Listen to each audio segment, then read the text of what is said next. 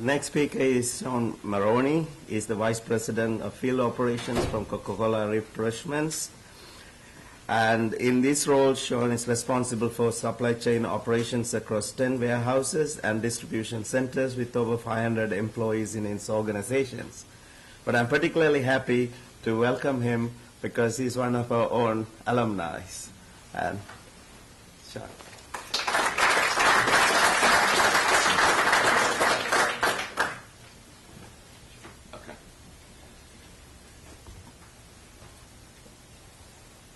Let me start by saying I am very proud to be a graduate of this institution and the two-year program here at Cranard. It was one of the great experiences for me professionally, and I'm forever indebted to the faculty and the staff here. Let me also start by saying that I was obviously very encouraged to see the Dasani water outside the door when you entered, but extremely disappointed in the Tropicana orange juice on the breakfast table. We could talk about that a little bit more later. I want to accomplish three things today. I know you all know about our products, but I don't know that you know that much about the Coca-Cola organization. So I want to tell you a little bit about that. I want to talk about the role of flexibility in what we call the fast-moving consumer goods business, particularly the direct store delivery model, which is a good proportion of what we do. And then lastly, I think I would be remiss if I didn't talk about the role of sustainability strategically, because it's a topic that doesn't just take a back seat anymore when you're having strategic discussions. It has to be in the kind of the forefront of those planning opportunities. This is a very lofty mission, and hopefully inspirational. We don't cure cancer, obviously, but we hope that what we do makes everyday life a little bit better for folks, hopefully every day. I'm going to talk a little bit about our 3 C's. What's the value story at Coca-Cola?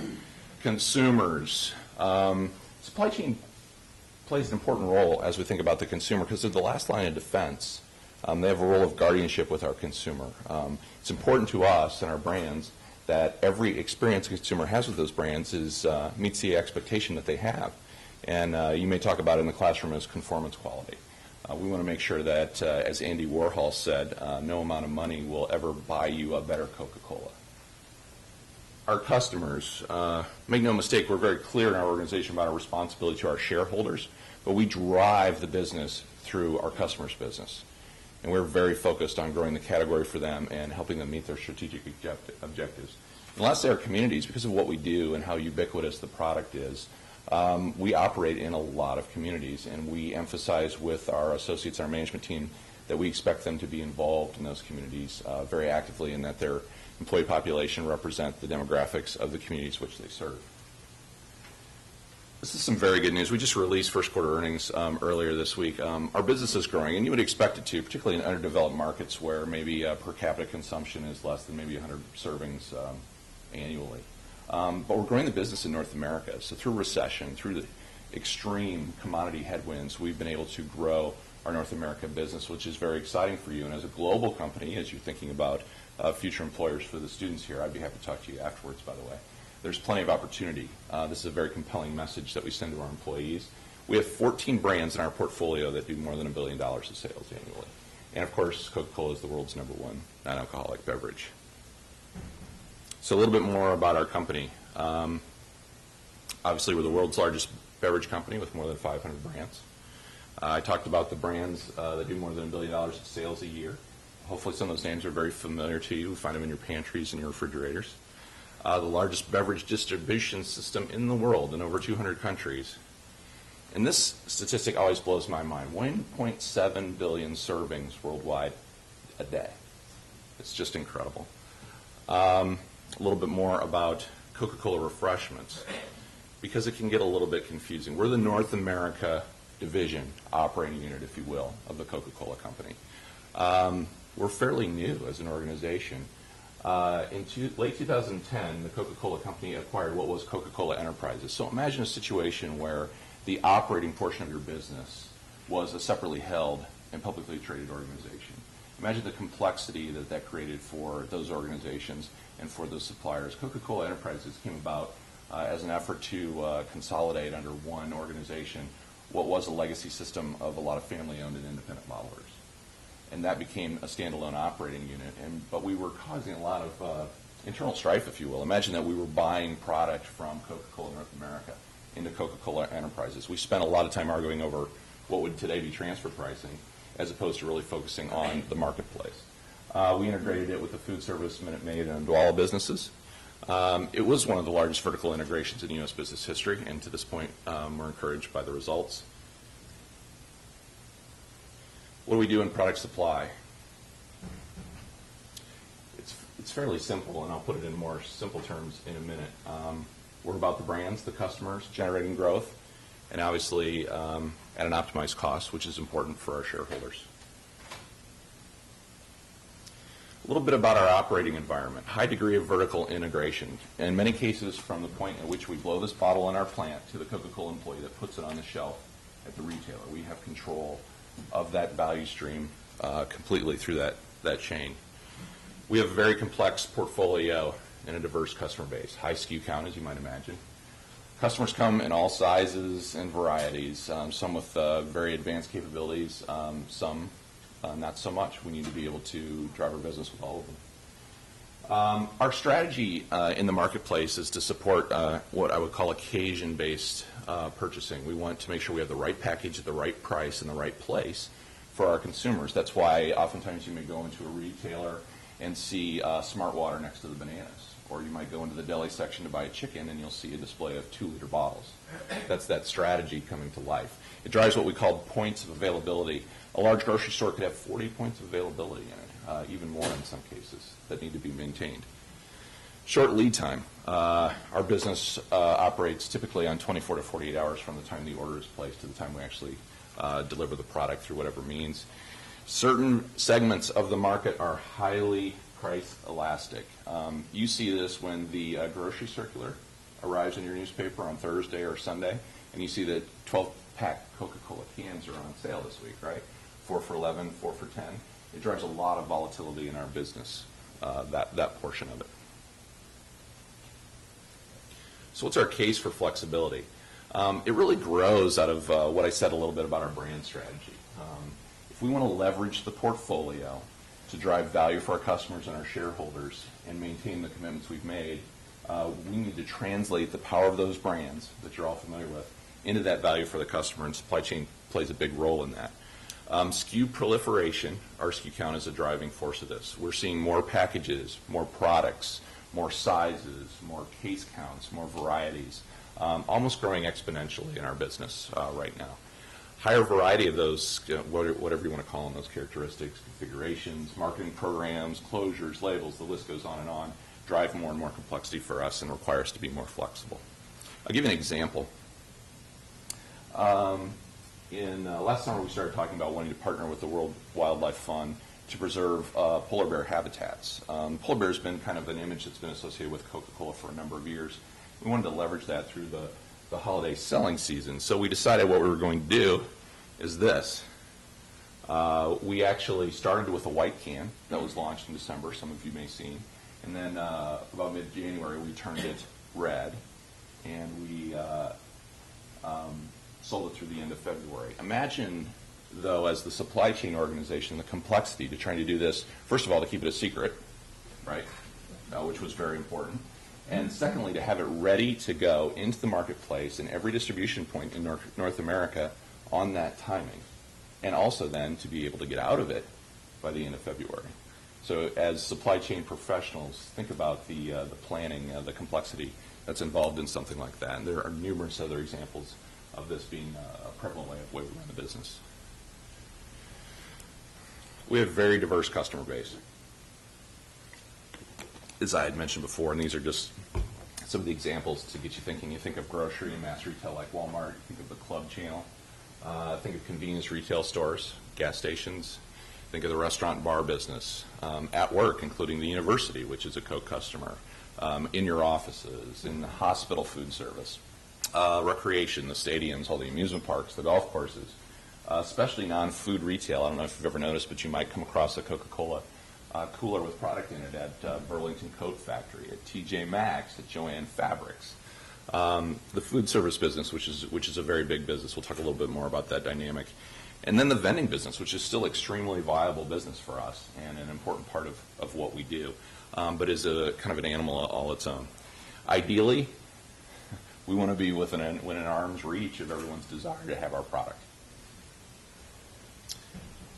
The SKU portfolio is pretty diverse too. So you think about the product segments that you're familiar with: hydration, the sparkling business, the carbonated business, tea and juice, Gold Peak, Minute Maid, Simply, which is a brand that's growing by leaps and bounds, the water business, of course, the energy business, and then the segments within those markets. So we have the bottle and can business. You have availability in the cold, out of a cooler, right, what we call immediate consumption. You also have future consumption in the beverage aisle in your grocery store.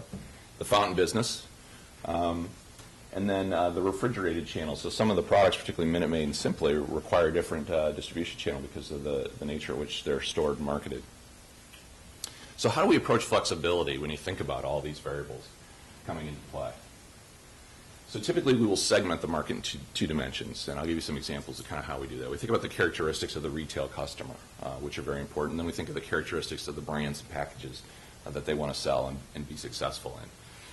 And then we always kind of do a check to ensure we're evaluating the opportunity properly, and you think in terms of the volume of that market, the life cycles of the product that they're going to carry, the complexity, the cost. And as I said, environmental responsibility no longer takes a back seat to any of those considerations as we think about those opportunities. I think this is best illustrated through a couple examples. So let's talk about a couple customers. McDonald's. What are the characteristics of that customer? Massive scale, right? How many outlets? I honestly didn't look it up, and I have no idea. A lot of volume. Very mature internal distribution system to run their restaurants.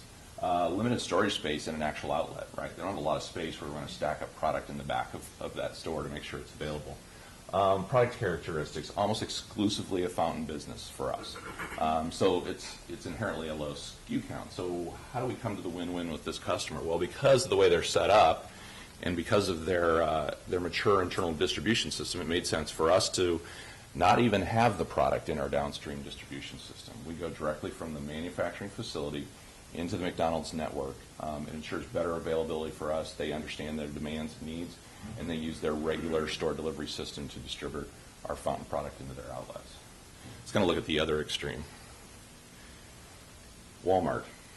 A lot of similar characteristics to McDonald's. It's very high volume, mature distribution system. You've all seen their trucks on the road. You've seen their distribution centers.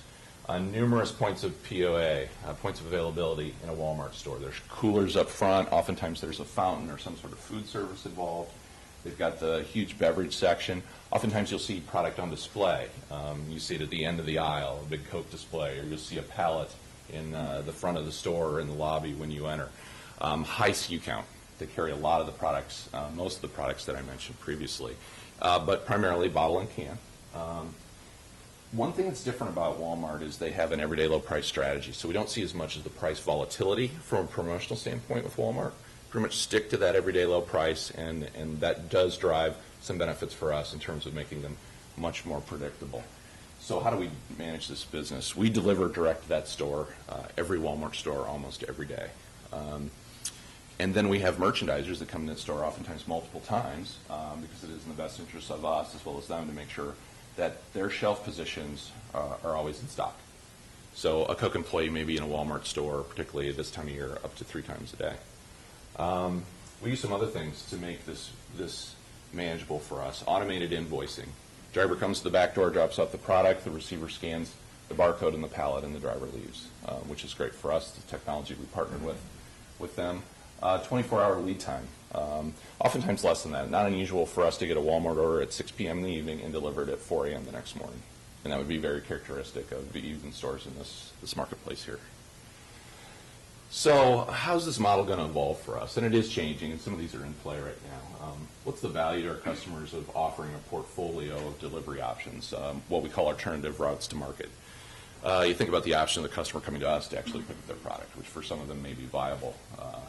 Think about the food service channel. If I run a chain of restaurants, I may want to get the Coke with the pickles and the ketchup and the napkins, and we make that happen for them through that channel. What about direct plant ship opportunities? There's no reason that some products, particularly in outlets that have low SKU counts, ever has to touch our warehouses or our distribution system. So what's the role of technology in all this? Predictive replenishment. We heard a little bit about the value of scan information. How do we make the business more predictable with better information? Some of those are in play with our major customers right now. Vendor managed inventory, which you're all probably familiar with. Think about it in our business. Is there any real reason that a store needs to take possession of our inventory at the point that we deliver it, as opposed to maybe potentially the point that we scan it? There's some implications for payables for us. There's some implications for flexibility with when we deliver if it doesn't actually have to be received. Vending's become intelligent, right? Our machines talk to us. Our vending machines tell us when they're jammed. They tell us when there's a problem. They tell us when they need to be filled. And that technology, which I know you've seen advertised by folks like AT&T, is very prevalent in Europe. You'll see very active in our business as well. What's the role of planning organization? We heard some comments about planning importantly. It's really about how do we reduce variation. Variation is the enemy. How do we reduce cycle times in our business? And that's how we have our planning organizations and tools and technology focused Coca-Cola. And then lastly, I said I'd be remiss if I didn't talk about our obligation to be leaders in sustainability. How do we grow the business in a responsible way? To an extent, when you're Coca-Cola, we feel that we have an obligation to earn our right to operate our business socially, if you will, with the public. And so there's some ways that we go about that through energy and climate, through sustainable packaging, through water stewardship. Target 100, all of our facilities, of which there's more than 400 in North America alone, have an obligation to get to 100% or zero emission to landfills. Everything is recycled or put into some secondary productive recycling effort. The technology has changed. The coolers are smarter. They turn the lights off. They control the temperature, reducing HFCs. And lastly, obviously, we're a huge fleet company. You see the big red trucks on the road, you can imagine. We've got the largest hybrid fleet in North America with over 600 vehicles on the road, including many of the ones that deliver here on campus, which you may have seen. And these are just some of the things that we feel are important and strategic considerations as we consider the role of flexibility in our supply chain in the future. Lastly, I want to say thank you from all the folks at Coca-Cola and for the opportunity to spend the morning with you. Thanks.